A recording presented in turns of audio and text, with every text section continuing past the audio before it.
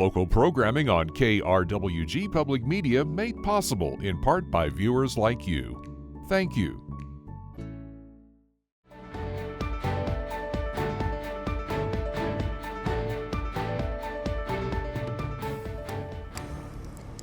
Welcome to your Legislators on KRWG Public Media. I'm Casey Counts. The New Mexico State Legislature adjourned February 19th in Santa Fe after its 30-day session. Throughout the session, we've talked with lawmakers about legislation they support and how the state's budget is taking shape. Senator Jeff Steinborn was our first guest for the season, and he'll join us later in the program, our finale, to review it. First, we'll talk about how lawmakers failed to codify climate goals Governor Michelle Lujan Grisham set early in her first term. To help us understand this complex issue is investigative journalist with Capital and Maine, Jerry Redfern. Welcome back to KRWG. Thank you, Casey. I really appreciate you having me on. It's great to have you. How long have you been covering oil and gas in New Mexico? Since during the pandemic, started in 2020. How have you seen the legislature deal with this issue? So even before 2020, the governor had laid out her ambitious goals for climate in New Mexico. And so you kind of came in right at the beginning of that or just shortly after. How have you seen things change in New Mexico regarding that lofty goal?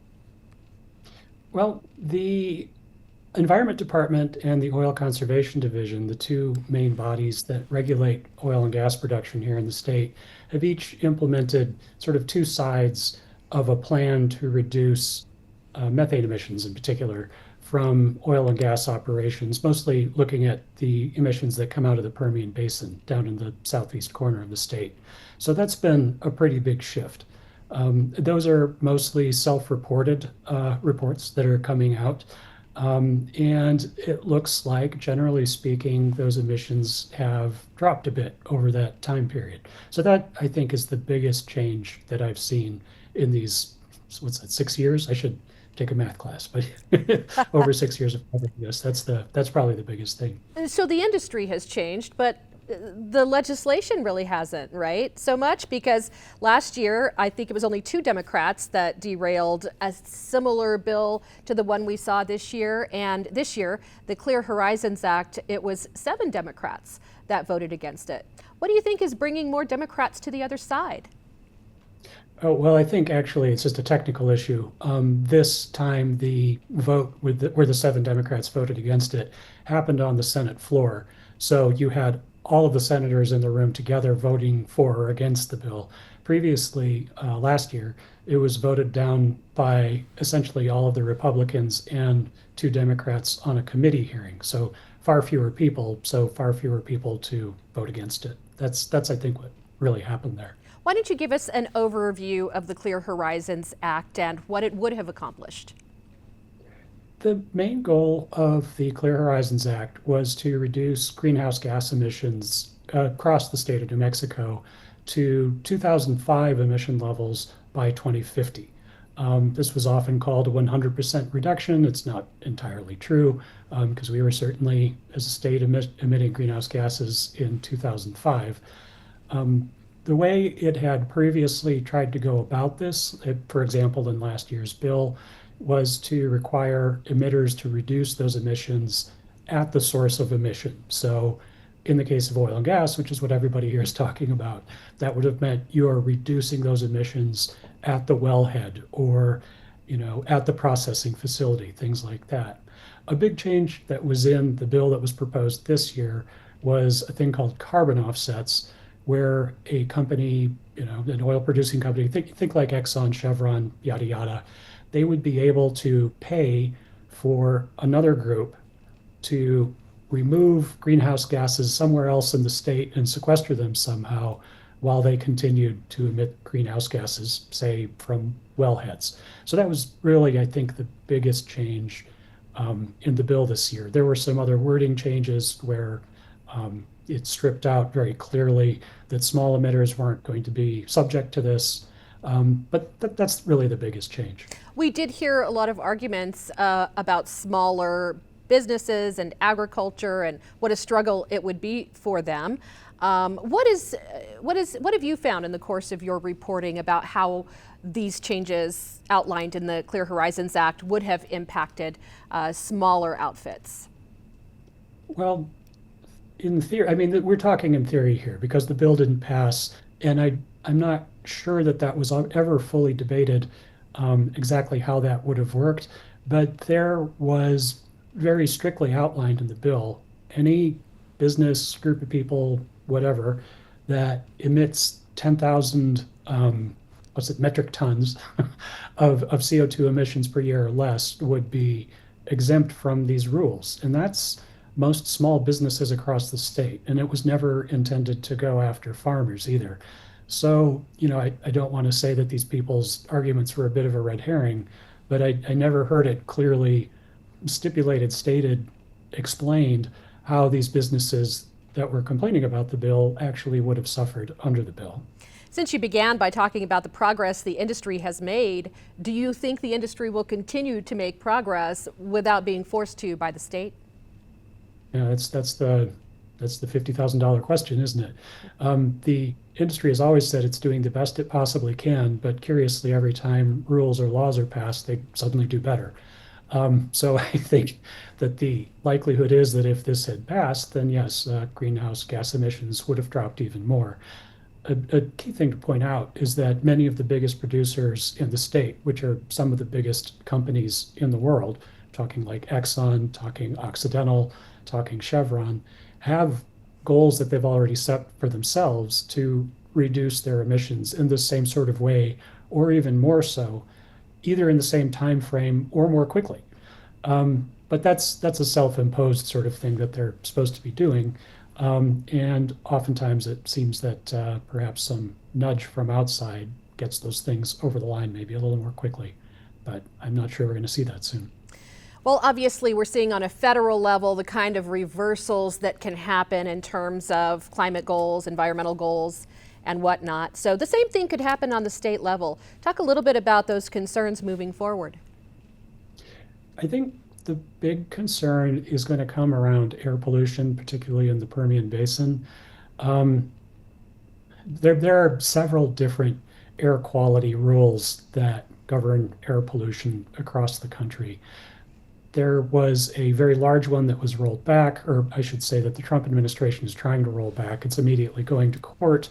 It's not clear that that will actually happen. That's going to be a years-long legal process if it does. There are signs that the EPA is simply just not doing the enforcement work that it did before around oil and gas venting, flaring, air pollution. I'm still chasing down those leads and trying to get people to state that on the record. I have plenty of people saying it off the record, but it's always a question of getting people who know it to say it on the record. I think that's what we're looking at. It's going to be a shift where much of the major enforcement work is no longer being done by the EPA, at least not being done the way that it had been done in the past, and where the state is going to try to pick up that ball and run with it if it can. But all of that costs money. So. And obviously, we've got an election, big election this year. We'll have a new governor by this time next year, who could then obviously take a very different approach to this issue. Right, and that was always the big reason that previously the governor and, say, Mimi Stewart, who carried this Clear Horizons Act this past session and the session before, that's why they wanted to get this into law as opposed to in a rule. And I guess that it's key to point out that difference. Rulemaking is where, a department in state government creates a rule that they've been mandated to do by the governor or by legislation. And that's one thing. But to have it actually encoded in law, it's much more difficult to roll back or to just not enforce, shall we say. So that was the big reason there was that push for that again this year, to get that over the line before Lujan Grisham leaves office. All right, well, we'll continue to follow your reporting. Jerry, thank you so much once again for joining us. Investigative journalist Jerry Redfern with Capital in Maine. Hope to see you again soon. Thanks, Casey. Thanks for having me on. All right, thank you. And yes, those early spring winds for southern New Mexico seem to have already rolled in. It was a very warm and dry winter. And so we'll turn the conversation next to Jeff Steinborn, who joined us at the very beginning of Your Legislators to talk about some of the legislation he went into the session supporting. And we'll talk about how things worked out next. So we have a reduction in revenue, but we still have a surplus. So we actually are not looking at any cuts. We're looking at maybe some flatter budgets in some areas of state government, but we're also looking at some increases. So, but thankfully, no cuts. New Mexico's in a really strong fiscal position right now, unlike some other states that really are in a recessionary period where they're not. And just like that, we're right back in these chairs. Welcome back, Senator Steinborn. Good to be with you. Seems like I only saw you a month ago. Literally, and here we are. Yeah, so I just wanted to bring you in, and thank you for coming back. Nice bookends for Your Legislators for this season, to kind of go back to where we started and where we ended 30 days later. Yeah. Obviously, we just spoke with Jerry Redfern a lot about the Clear Horizons Act. Why don't you talk a little bit about your Democratic colleagues who aren't on board? Yeah, well, it's interesting. I mean, everybody's got a hometown employer, and that hometown employer has a story to tell. And ultimately, I think the opponents of this bill did a good job activating local industries, unfortunately polluting local industries, because that's all that this bill would have dealt with, are big polluters, to say that this bill would have hurt them. And to the point of getting their local representatives to vote against the bill, enough of whom Democrats that would join with the Republicans, of course, who unanimously voted against this bill to defeat it.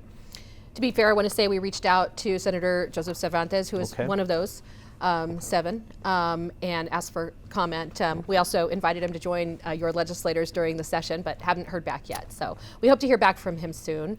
But that obviously reminds us as well of the large data centers, certainly Project Jupiter here in southern Doñana County. There are others that we're going to be looking to around the state. More and more popping up in our region, El Paso as well.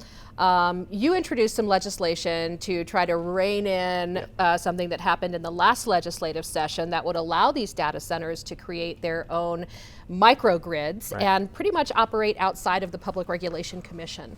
And I'm not sure how optimistic you were at the beginning of the session, but I guess it must have felt pretty good to actually get that call, right? Well, I mean, I knew it was David versus Goliath. And I knew also that chances were our governor was a tough sell because she had helped bring Project Jupiter to the state. There were powerful legislators who I knew were a tough sell, who would not want to do this and possibly jeopardize any project, and believe that maybe even Project Jupiter couldn't meet what we were recommending and putting in a statute in our bill. So I knew it was David versus Goliath. It was kind of an inside baseball story of how I ended up getting a message from the governor, and it was, there was a desire to not see us attach my legislation to the Clear Horizons climate bill, and ultimately it was looking like we were going to do that, and I was very supportive of doing that, because if we're going to have real climate legislation in the state, how can you not deal with these microgrids and these data centers that single-handedly would double our state's carbon emissions in the electrical sector?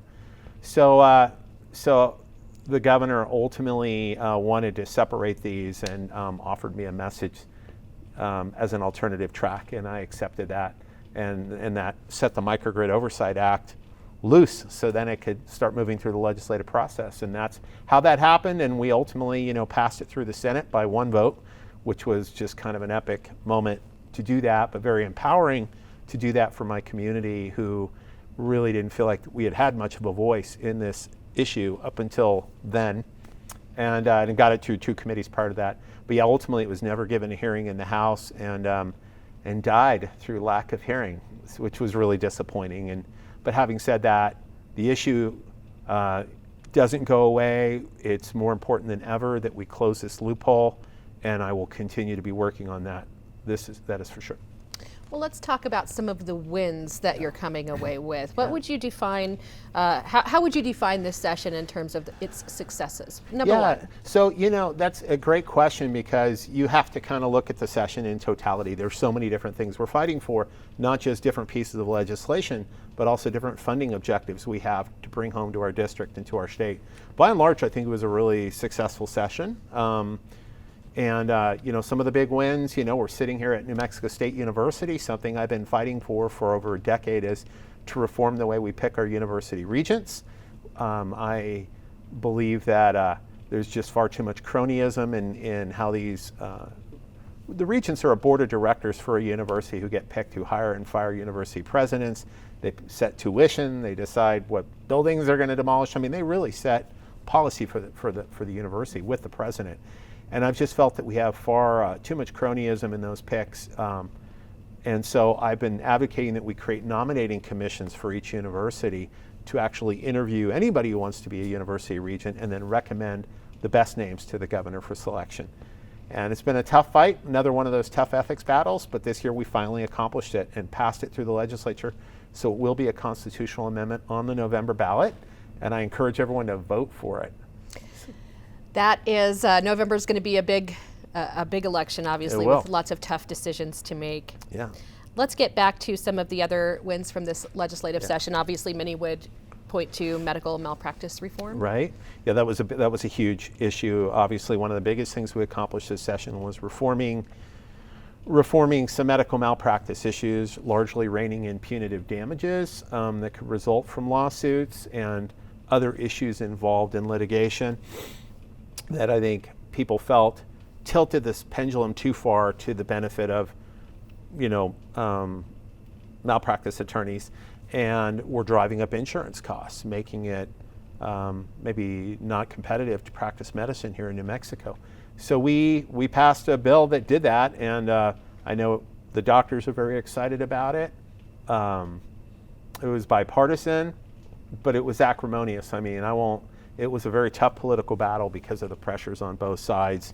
Very compelling arguments to dealing with patients' rights and their recourse for damages, and so it was not an easy vote, but it was one that I made in support of that bill to ultimately think about the assignment of right-sizing our judicial system as it relates to these cases, so that it wasn't, basically crippling to our medical industry, and so I supported the bill. I think a lot of people going in thought maybe it was going to require a special session, maybe even at the midway point.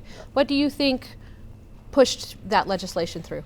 I got to give a shout out to doctors and to patients. I think like never before, the medical community really mobilized. They realized that they were not active in Santa Fe. They were not active in the legislature in the same way that, frankly, attorneys have been, and the trial lawyers specifically, and that they needed to have their voice really be heard. And so they've activated in a very muscular way, and having not just themselves but patients reach out to us in every single venue, constantly in high volume.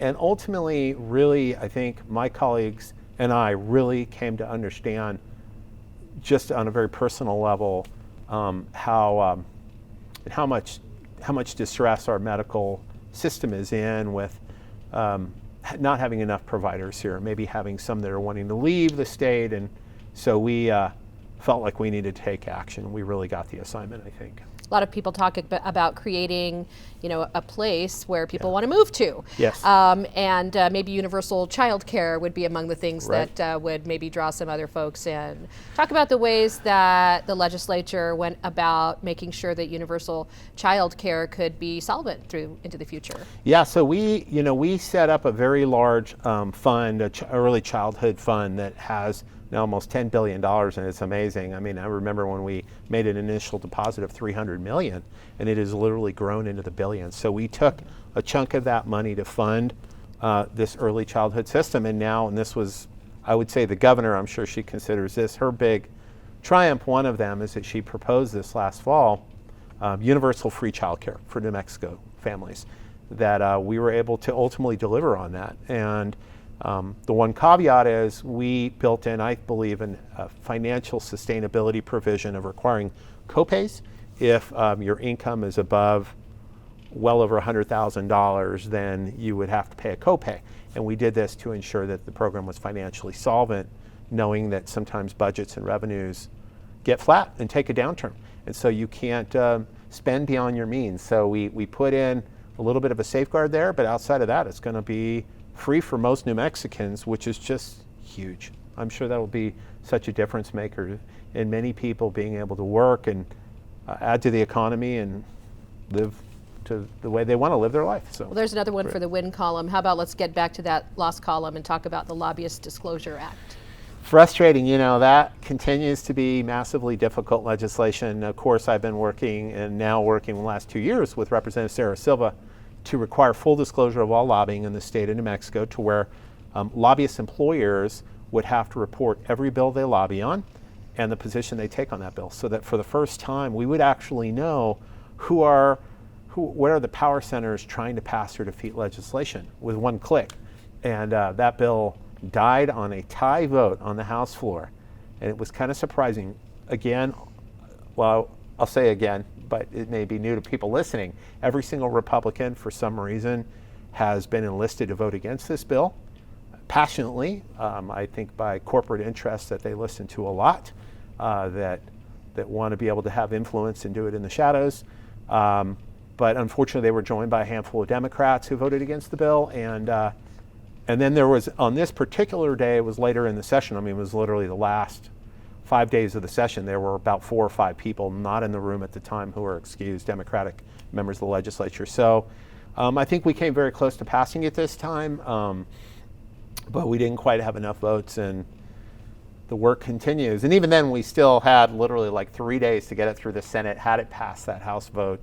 So, and then the governor, of course, vetoed this bill last year too, so no guarantee on her. So it's like a lot of tough things we do in the legislature. There's no guarantee like the microgrid bill, but you go for it, and you just, sometimes things break your way. Any big surprises we should watch out for, like the reason that you needed the microgrid bill?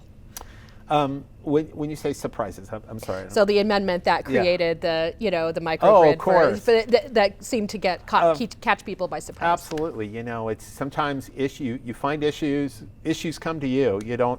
I never could have anticipated the world of the data center coming to New Mexico and the policy ramifications and what we did to set the stage for a bad environmental outcome. But now we're called to try to fix it. So. Something we didn't get to in your last appearance going into the session was the legislation to increase the statute of limitations for sexual crimes against children. Yes. I wanted to spend the last few minutes on that and how it relates maybe to the Epstein Truth Commission.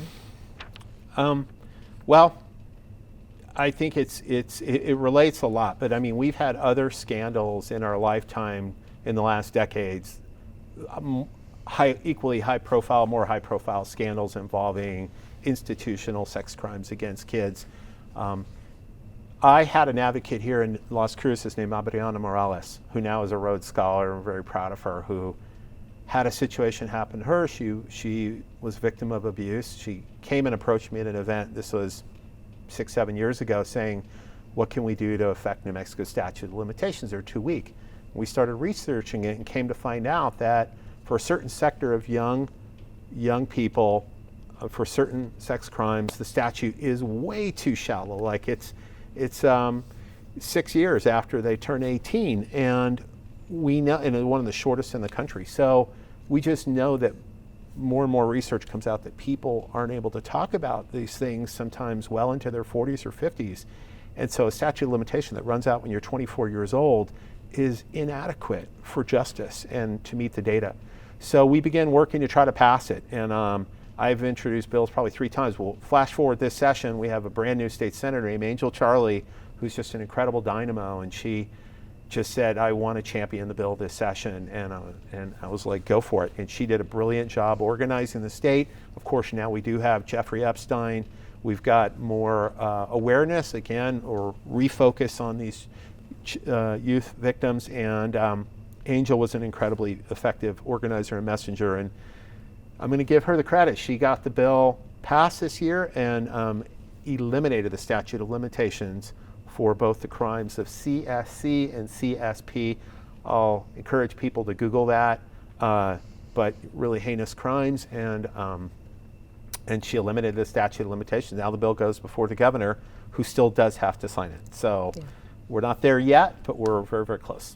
All right, with the minute remaining, what do you hope to see come out of the Truth Commission? the truth.